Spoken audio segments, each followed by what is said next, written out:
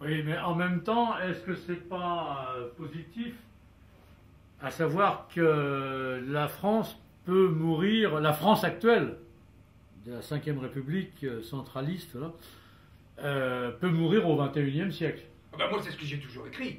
J'ai dit de toute façon, les historiens de l'an 3000, les historiens de l'an 3000, jugeant de notre époque aujourd'hui en 2014, ils diront la France n'existe plus. Ou elle a cessé d'exister. Exactement comme l'Empire romain, après 410, le sac de Rome par les Goths d'Alaric. Bon, actuellement, non seulement, bon, il y a cette affaire du BPC, mais c'est un détail, mais on pourrait multiplier les exemples.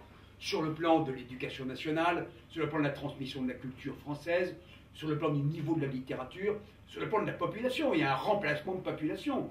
Il y a une arabisation, une islamisation, une africanisation objective de la France, comme d'ailleurs de beaucoup d'autres pays d'Europe de l'Ouest, pas d'Europe centrale. Donc on peut dire, d'un point de vue dialectique, c'est certain qu'on assiste à la fin d'un monde. Donc c'est pas la peine d'essayer de reconstruire ce monde, c'est certain.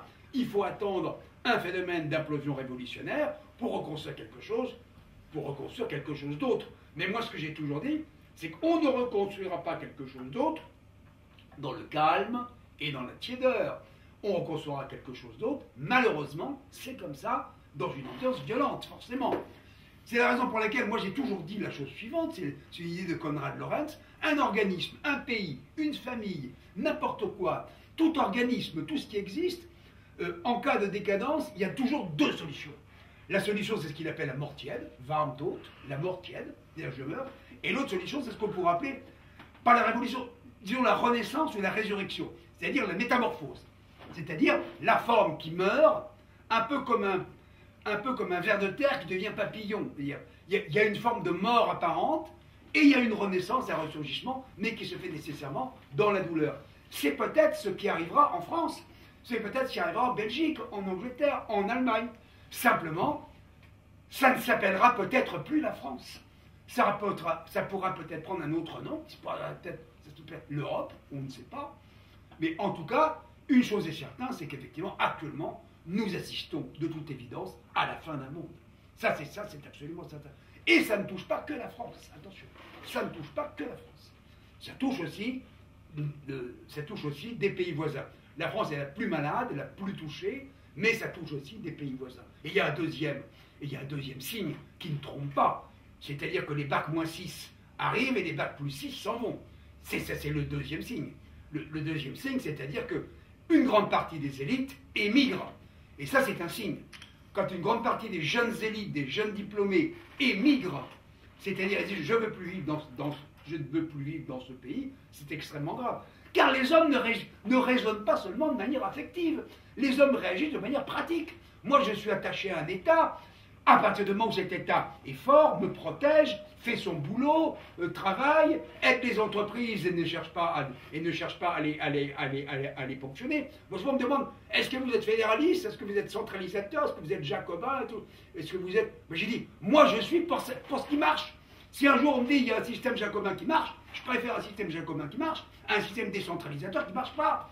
Je préfère un État X ou Y qui marche à un État qui ne marche pas. Moi, je serais chef d'entreprise aujourd'hui, je pourrais être patriote français, etc. On me dit, attendez, vous êtes en France, mais en France, vous allez payer 75% d'impôts, et avec ce que vous gagnez, vous allez pouvoir embaucher une personne, mais un simple stagiaire. Et si on me dit, en Suisse, avec le même chiffre d'affaires, vous allez pouvoir embaucher 7 personnes, et vous ne paierez pas 75% d'impôts, mais 10% d'impôts.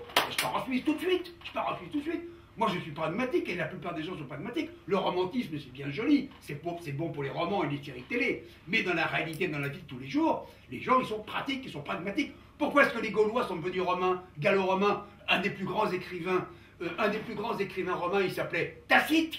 Tacite, d'ailleurs son vrai nom, Tacitus, Tacite, il était gaulois. Tacite, il n'était pas romain, tu vois. Mais pourquoi il a choisi Rome? Parce que la civilisation romaine lui a amené l'eau chaude, la sécurité, les routes, les voyages, la possibilité d'écrire, etc. Voilà. Donc il est devenu romain, évidemment. Donc là c'est pareil.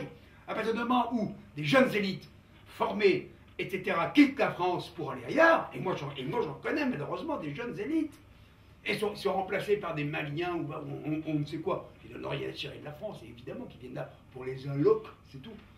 Là, on assiste vraiment à la fin d'un monde, à la fin d'une civilisation, à la fin d'une société, à la fin d'un État. On assiste à la fois au dépérissement de la société française par remplacement de la population, donc la société principe femelle, et en même temps à la mort de l'État principe mâle, mais une mort pachydermique. C'est-à-dire on a l'impression qu'il est cancéreux. Il est de moins en moins fort, mais il y a 6 millions de fonctionnaires. Vous vous rendez compte? 6 millions de fonctionnaires en France, plus fort taux au monde avec 2 autres pays, la Corée du Nord et Cuba. Bon. Il y a le même pourcentage de fonctionnaires. Donc on assiste à un État impuissant, aux ordres de Washington. Non, non, on va pas vendre les VPC, vous inquiétez pas, non. Un État impuissant, mais énorme, adipeux, éducation nationale, 1 million de fonctionnaires, 20% d'illettrés à la sortie. Bravo, bravo. Donc un État qui n'a aucune force, aucun pouvoir, 2000 milliards de dettes, 100% du PIB pour l'État français.